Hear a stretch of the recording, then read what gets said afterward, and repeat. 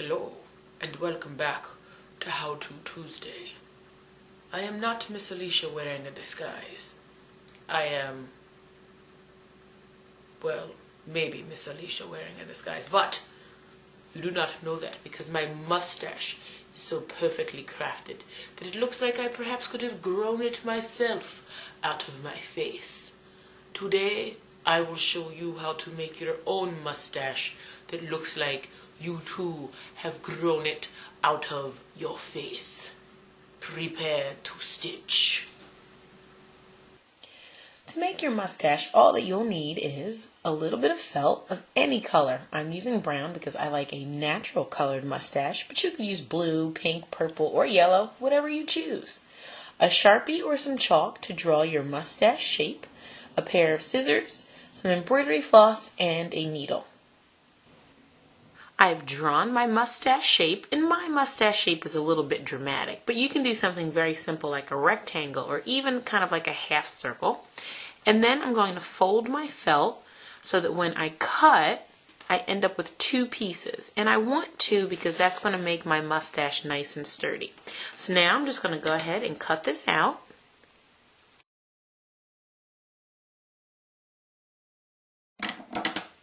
And then I'll do a little bit of trimming just to even up those sides. No one wants a sloppy mustache. And then what I'll do is I'm going to take this top piece that I drew my shape on, and I'm actually going to put that behind this piece because I don't want to see any Sharpie lines that I might have left over. So now what I'll do is I'll pin this together and I'll start stitching. Because I like to look rather distinguished, I'm going to use gray embroidery floss. And I'm going to start here at the corner so that when I have my knot, I can just tuck that in and it won't be seen.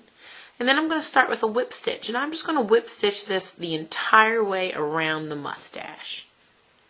Not too big because I don't want to have too many gray hairs in my stash.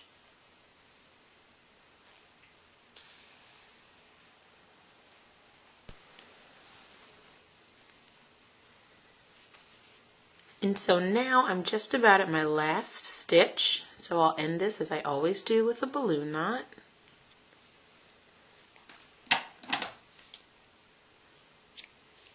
And then snip that. And now I'll show you how to attach two strings to the end so that you can tie this behind your ears. With your embroidery needle and a piece of floss, you can take the needle and go through the corner and then go right back down.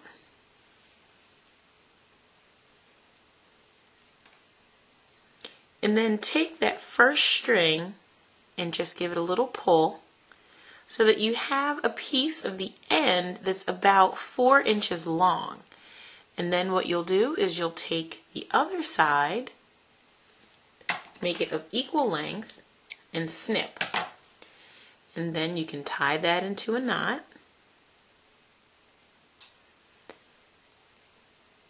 And then we repeat this on the other side.